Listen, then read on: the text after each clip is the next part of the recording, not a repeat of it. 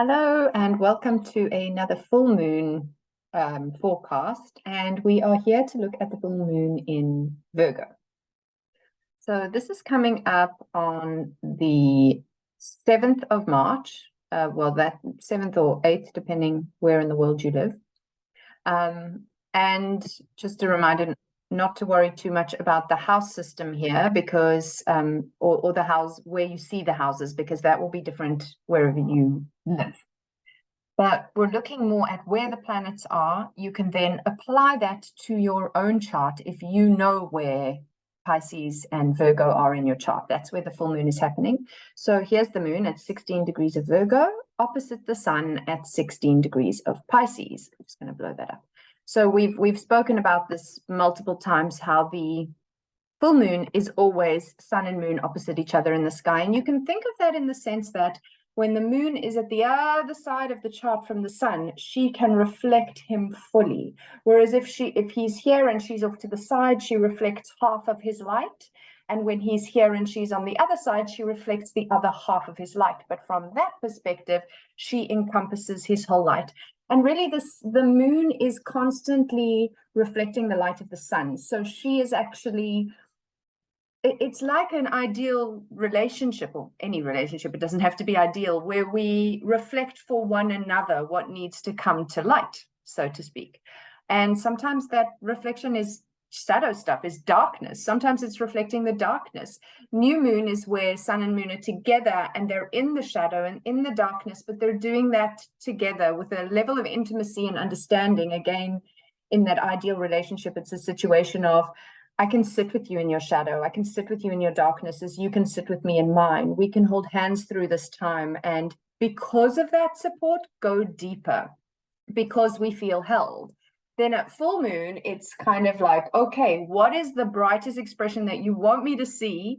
And also the brightest expression that you don't want me to see. So full moons can have this polarizing kind of energy where we get to see the great stuff and also see the not so great stuff. Anything just gets blown up a little and becomes a bit grandiose.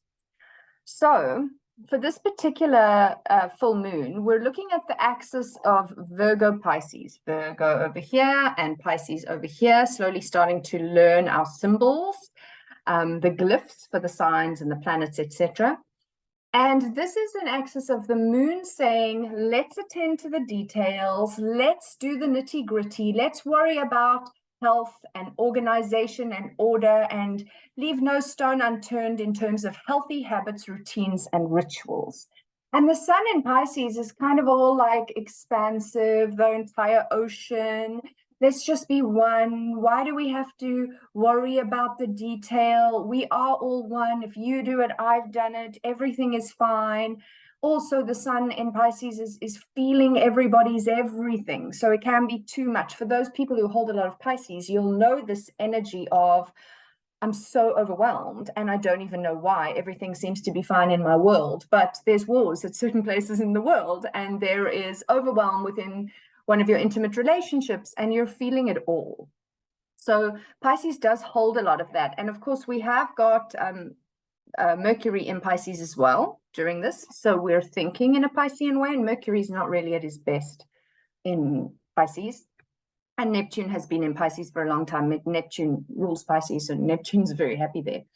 So we've got a lot more Piscean energy, a lot more weight on this side of the chart than this little old moon, but she's a powerful player, and she's the closest to the earth. So it's like she's showing us all of their stuff and bringing it down into our bodies. The moon embodies, she brings to earth, and she's very much the vehicle of our emotions. So through the vehicle of our emotions, she is bringing that stuff down to us for us to digest, because Virgo is all about digestion and how we metabolize the world.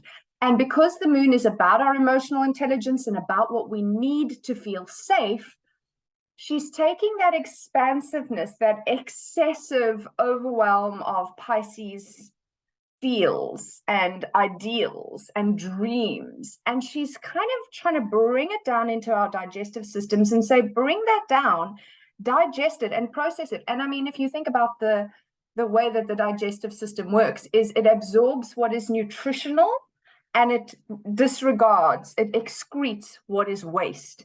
And that's a really important process. And Virgo is very good at editing and processing. So let me take that information, let me take that food, let me take that situation, let me take that emotion, whatever it's taking in, it's bringing it down, and it needs to have the focus and the order and the organization and the detail orientation to organize that and filter that and say, this we keep, this is nourishing, this has got to go.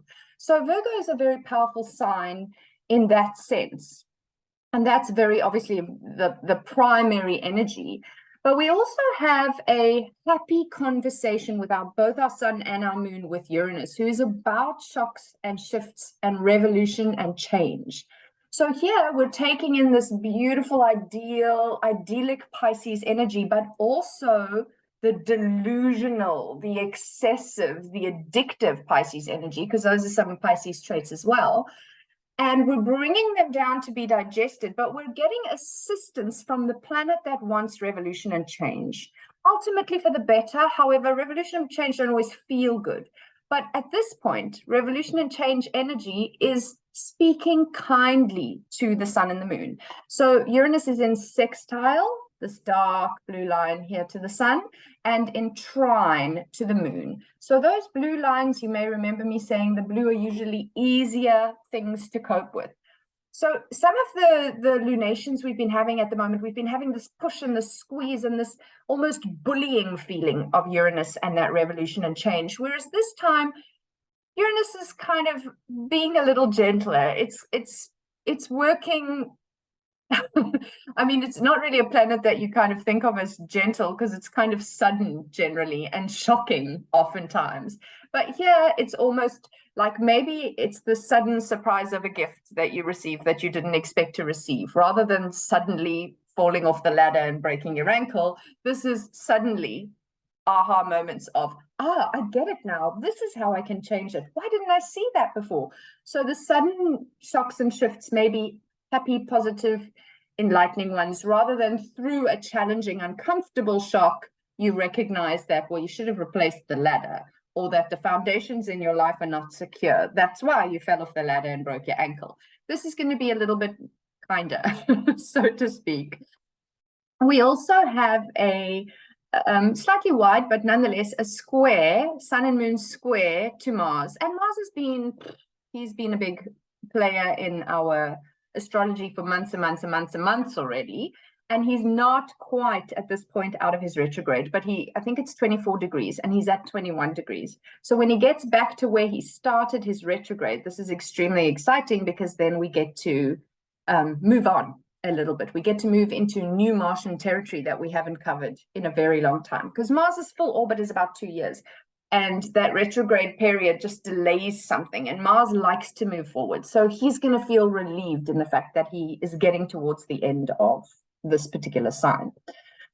One of the things, and I'm actually going to do a separate video on this because it is such a big and important shift that I don't really want to lump it into just this full moon and then it gets lost in that. I want it to have its own time and space, honoring Saturn, so to speak.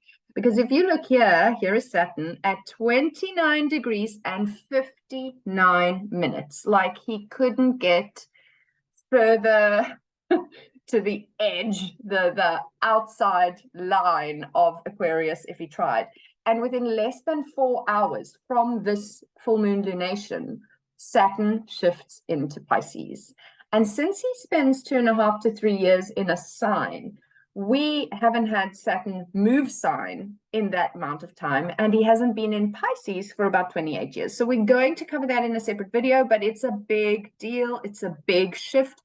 And the anaretic degree, which is the last degree of any sign, is always it's like a liminal space. It's almost like the birth canal, where you're so squeezed, and everything that you've experienced within that sign, where you were gestating that lesson, that whole paradigm of, in this case, Aquarius, and you're gestating, and you're right at he's literally crowning at this point. If we take the birthing analogy, he's literally crowning. So he's been squeezed through this last degree, and he's going to be birthed into Pisces as a new paradigm.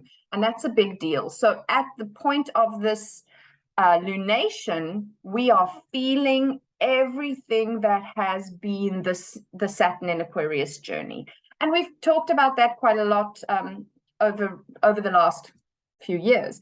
So you will have a bit of an understanding already of what that means, but this is going to be that in its height. So maybe a lot of the bigger lessons of the Saturn Aquarius journey sort of resurface for you at this full moon to kind of be blown up in the brightness of it and looked at one last time.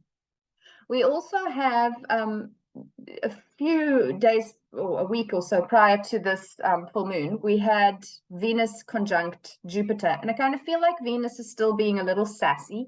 She's not at her best in Aries because it's Mars ruled. So she sort of feels a little bit more aggressive and kind of go get what you want, rather than Venus is normally an attractor. So she attracts what she wants. Mars is a go-getter, so he goes to get what he wants. So if she's in Mars's sign, she's kind of being a little more aggressive, go get what you want kind of energy than she's comfortable with. So she's a little sassy and saucy and grumpy at times. And she just had this expansive conjunction with the expansive Jupiter a few days before. And I feel like she's still kind of feeling a little like maybe even a bit too big for her boots, because she had the conjunction with Jupiter, which would have been here. And then she would have gone over Chiron, which would have actually pulled up a lot of like icky stuff for her. So one moment she was large and in charge and everything was about love and expansion and all of those wonderful Venusian Jupiterian things, and then a few days later she was like, ouch, man, why am I feeling so sensitive and vulnerable and exposed and yucky? Like what do I now? Remember she's in the war god sort of sign, so it's like, who do I need to fight to make this go away? And she's just a few days off that kind of like high to low, comfortable and loving, to something really is like a thorn in my side. And it's at that point that we have this lunation, and she in the sign right next to this where the sun is. Sun's in Pisces, Venus is in Aries, and the sign right next to the sign opposite. So Venus is opposite Libra, so Virgo is the sign next to her opposite sun.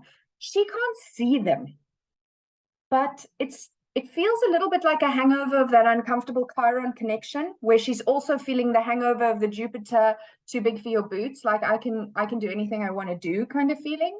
And so she's being a little bit sassy, maybe bratty, maybe aggressive, maybe, depending on where she is in your chart and how that kind of energy, the Aries energy, impacts you. But that's kind of there whilst we have this full moon in Pisces Virgo. So Pisces is trying to be all merged, and there's this irritating thing that is bothering. And that's, again, the sun can't see Venus, just as Venus can't see the sun. So it's like, I can't see what's irritating me, but there is something really it's messing with my mojo. And Virgo is trying to edit. Well, it's not that, and it's not that, and it's not that, and it's not that. What is it? But again, the moon can't see Venus, and Venus can't see the moon. So there may be within this conversation of this particular lunation, first of all, there's the Saturn, the lessons of Aquarius Saturn that's kind of squeezing us. And then there's this awkward Venusian like prickle in our clothing, like that label that you just can't get right. And Mars in that square, so he's also going, and what about me, I'm still here, so there is some interesting things that may come up as, how do I edit and digest? We come right back to the beginning conversation of this particular sun moon dynamic, and the moon saying, how do I edit this information? How do I discern what is important for me to deal with now? Because I cannot digest an elephant. I can only digest something this size. So how do you eat an elephant? One bite at a time. Please don't eat an elephant, but as the saying goes. So if I want to eat an elephant and I need to do it one bite at a time, I need to be discerning. I need to decide, what can I take in? What energy, what information, what emotion, what people can I take into my space and process at a time? And then very much that also goes for food. So food sensitivities might feel heightened. And then what is that saying to you? I don't do well with dairy because, or wheat affects me badly because, or does it always affect me badly, or is it particularly so now? What is the bigger message of dairy, of wheat, of sugar, of whatever, you know, insert your own food intolerance spaces wherever, and figure out what is it that I need to understand at this time. So thank you very much for watching. I hope this has been helpful.